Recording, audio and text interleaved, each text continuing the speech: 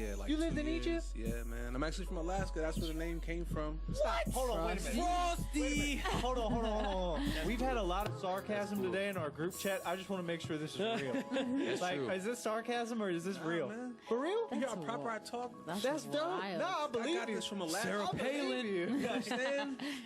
Yes, I was had in the no mountains, idea. man. Word. Damn right. That's why I got crazy. the name Frosty. That's wild. I just Okay. added the domain to make it cool. You know? I got you. I got you. No, that's Money. dope. How'd you make your way here? Yeah. Hold on. Wait a minute. Egypt. How old were you when you were in Egypt? Like 12 to 14. Okay. Dang. All right. Now, how did you make your way here? So my mother works for the government, and she was married to a dude in the military, which made it even like we're Crazier. traveling everywhere. Yeah. So we just ended up. I was born in Texas. Shout out to Cowboys Nation. You know what I'm saying? Yeah. Anyway, out here in Redskins territory. Anyway, all my family is from Texas and Louisiana, and then my mother, she was like the one who just had to get out of town, didn't want to be a little local, wanted to get out, you know what I'm saying, see the world. So That's good. yep, we moved to Alaska, and then, you know, that wasn't enough for her. She wanted to see, well, she lived overseas when she was younger, and she wanted us to have that opportunity when we were growing up as well too. So supposed to go to Germany, but then we went to Egypt instead, and it was great. Loved it. It was really a great experience, and I think everybody should definitely go out the country. Do you remember a lot from it? Yeah, I used to speak Arabic. I can remember a lot of it, but it's Word. Yeah. Yo, How old were you when you lived in Egypt again? 12 to 14. that's cool. That's awesome. I think I was 15 I never when we knew. left. I've known this guy for over a decade, and I had no idea. Had no idea either. Yes. And Alaska? What?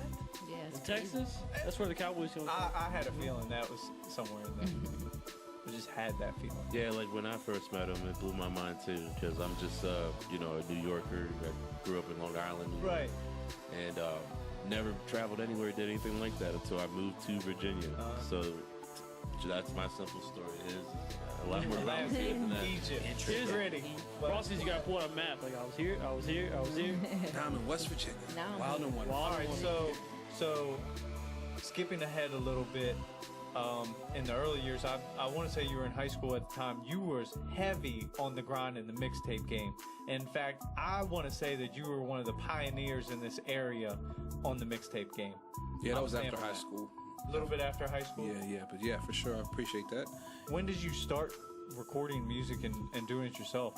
Probably like 2004, when I actually started recording on it was Cool Edit Pro, and then like 2005, my homeboy came through from Florida and brought Magix. Yep. What I use down to this day, 2005 version of it, and I think 2006 was when we dropped the Welcome to Virginia mixtape. Yep. And it wasn't even supposed to be a mixtape. We just had all these songs and we put them out. I was gonna give it out for free.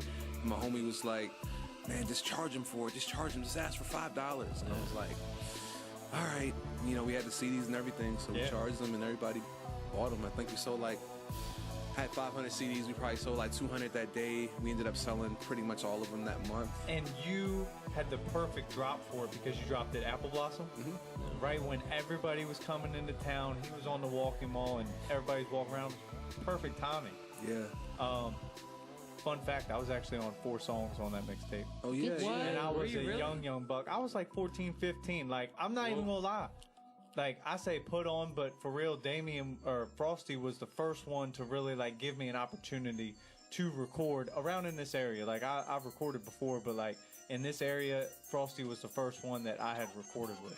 Yeah, I don't even remember when I met you, man. I mean, I know when it was. It was but how through did I- MySpace. It was MySpace. You I was hit me about up to through say, MySpace, man. and I was like, yo, you live like 2 neighborhoods nerds. over. Like, Yo, can I just say this real quick? Yeah. Speaking of MySpace, man, that was my shit because, man, I swear to God, I hit up Nicki Minaj when she was first blowing up on MySpace, and she hit back like on some regular, you know what I'm saying, like talking about doing a show and everything, like give me her booking information, here's her booking agent, all that, you know what I'm saying?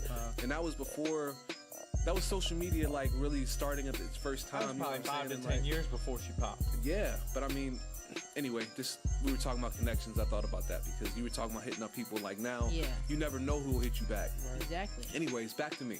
So, but Crazy. yeah, for sure. I like what you said though, because when I was doing the mixtape back in '06, there was nobody really doing mixtapes in Winchester. That's what I'm saying. You really pioneered that shit. Yeah, for sure. I mean, You know, I remember times where we even traveled out to the clubs in West Virginia, and we were brave enough to just run up to the DJ like, "Yo, play this." And I've heard this guy's music being played like at Vixens and different Can't clubs be like afraid that. to hear no.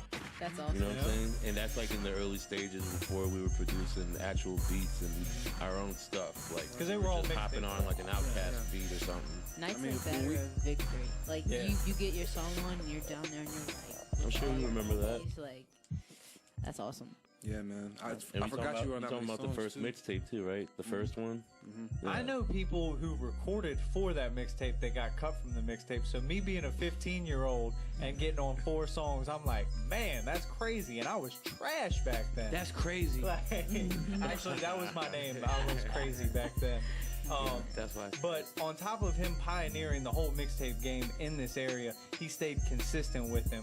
And I think for like 3-4 consecutive years, you dropped a mixtape every Apple Blossom and had it printing up, slanging them, and it was professional. It wasn't like, I'm printing these CDs, I'm writing with Sharpie, I'm gonna print out a cover. Nah, this dude like officially pressed them up, and it was official.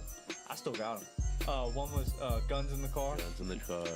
He I actually- can't remember the other one. He made the cover for it. Did made you? the cover It for was it. a sketch. Yeah, I drew it. But Guns in the car. Word.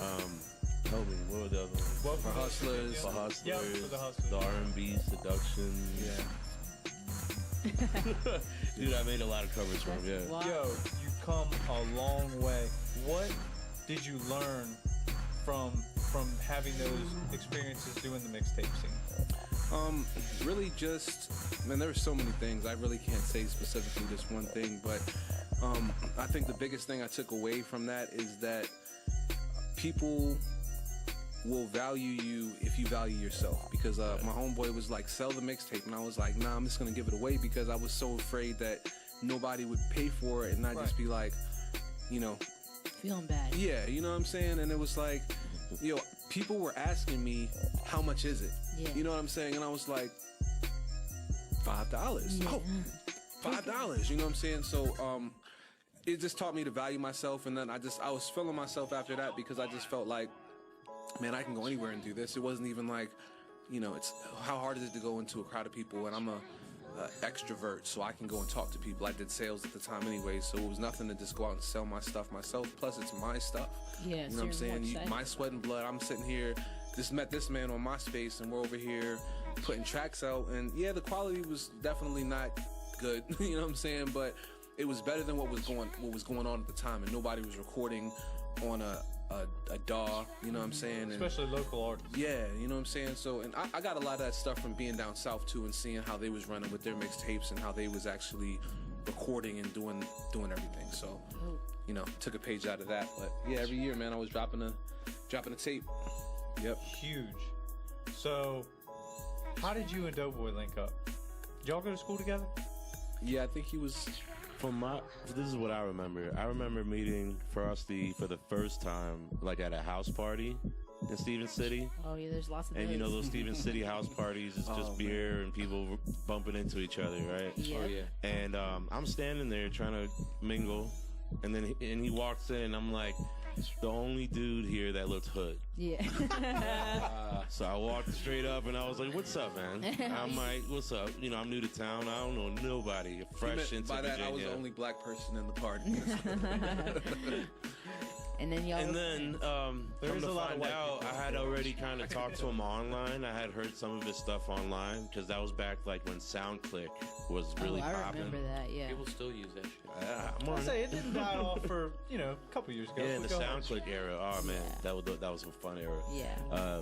But yeah, how I met him was through a party, and I think through a mutual friend. He was like my other friend. He was like a hip hop DJ.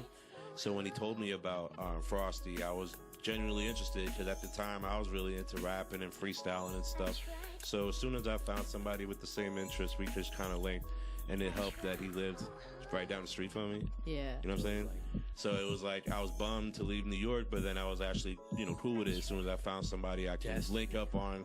And come to find out, we had a lot of similarities as far as the type of music we really liked. And come to find out, he records. I like to record. It's been history ever Game since, over. man. Over.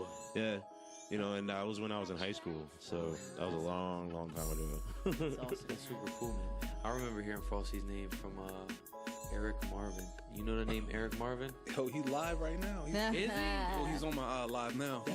Crazy. That's his name. Eric Marvin. Shout out to Eric Marvin. To Eric Marvin. Was it Price? Yeah. Price. AKA Oh, Pelvis. yeah. I've First heard of time I ever Price. seen somebody with recording equipment was Eric. Hey, Marvin. Price, what up, homie? Price, and he had the joint like that without the eyeball on it, but it was like duct tape to the ceiling. And I was like, all right, cool. You're still trying to Here we take I was me like down. 13, Break probably, me down. on the south side. I shouldn't have been on the south side. Shout out to Price, man. That was my problem. But That's crazy. yeah, I remember they were like, I was young, bro. It was before I even thought about rapping, and I remember seeing Eric Marvin, and I knew of him. I didn't really know him, but then I saw the cover for his tape that he dropped, and it had a feature from you on there, and there was a lot of controversy about your name and shit like that. And it's just funny that I just recollected that as we're speaking to you right now. That moment. That's cool, bro. You're a legend. Man, that's crazy, man, because You're famous. that's like the perfect segue to go into what we're talking I about was about to next. say. Let's So, go. okay. So after